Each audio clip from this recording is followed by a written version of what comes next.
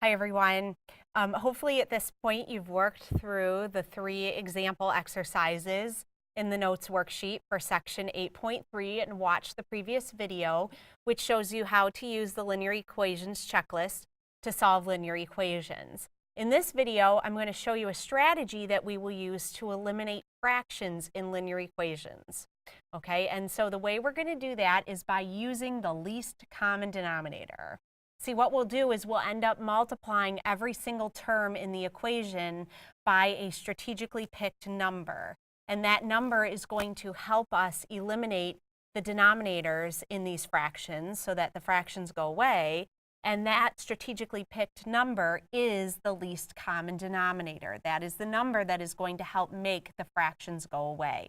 And the reason why we're allowed to do this is because if we multiply every single term in the equation by the same number, we're really keeping the equation balanced. We're changing the way it looks physically, but we're not changing what the equation stands for, okay?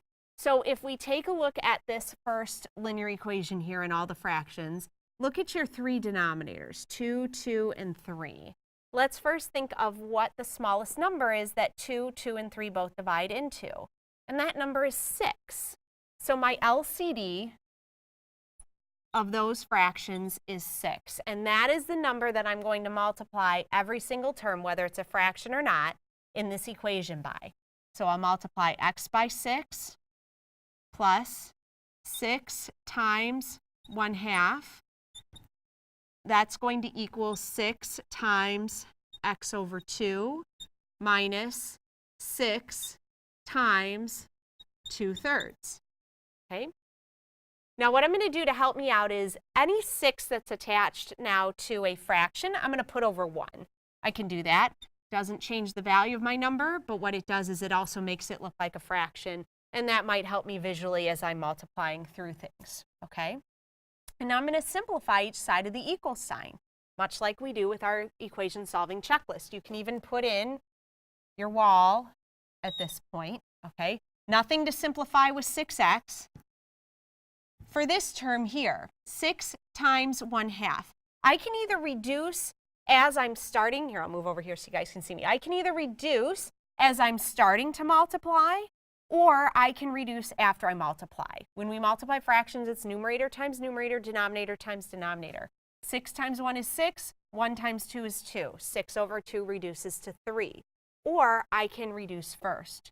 2 goes into itself once and into 6 3 times. Now I just have 3 times 1, which is a positive 3. Here, if I reduce first, 2 goes into itself once and into 6 3 times. 3 times x is 3x. 3 goes into itself once and into 6 twice. 2 times 2 is 4. So it's a minus 4. Look at that. We just multiplied both sides of the equation by the LCD and we eliminated the fractions. Now we're to a very simple linear equation that you should be able to solve now after working through the first part of this worksheet. We'll bring all of our x terms to one side, all of our constant terms to the other, and work to get the variable by itself. What if I move the positive 3x over to this side by subtracting? And I get then 3x plus 3 is equal to a negative 4. I can move the positive 3 over to the other side by subtracting, and I'm left with 3x is equal to a negative 7. If I divide both sides by 3, I end up with x equals a negative 7/3, which is the solution to my equation, okay? Remember, if we don't start off with decimals in the original problem, we don't have decimals in our final answer. We leave it as a fraction, okay? Now, a problem like this is a little bit more involved, which is why I chose to work through it with you in this video, okay? Still the same process, though. If we want to eliminate the fractions, we need to take a look at what our LCD is. So I look at both my denominators, 9 and 2. What is the smallest number that 9 and 2 both divide into? And that's 18. So my LCD here is 18, and that is the number I'm going to multiply every single term in my equation by, whether it's a fraction or not, okay? So I'm going to take 18 over 1 times 2x minus 3 over 9 plus 18 over 1 times x plus 1 over 2. That equals 18 times x minus 18 times 4. Okay? Even these two terms, even though they're not fractions, they're still being multiplied by the 18. Now at this point, I need to reduce and simplify each term. Okay? I'm going to reduce before I start multiplying. 9 goes into itself once and into 18 twice. So now I'm taking 2 times this entire numerator. When there's more than one thing going on in your numerator, put parentheses around it. 2 times the quantity 2x minus 3 plus this second term. 2 goes into itself once, into 18 9 times, so I'm left with 9 times the quantity x plus 1. That equals 18x, and I'm going to simplify this.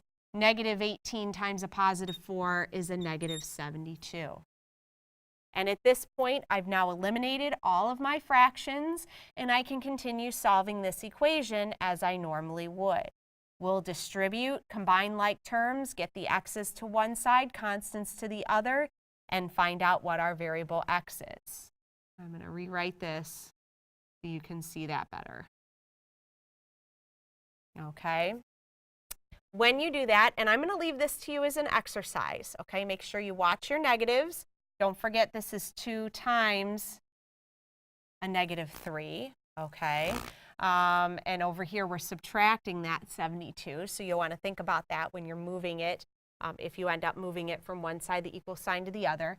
When you solve this, though, you should get x equals 20 as your final answer, okay?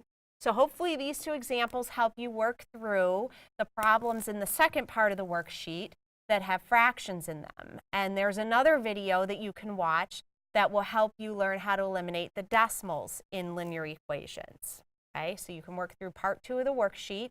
Remember, if there's no decimals in your original problem, there's no decimals in your answer. For the decimal equations, however, because there's decimals in the original problem, you can have decimals in your final answer.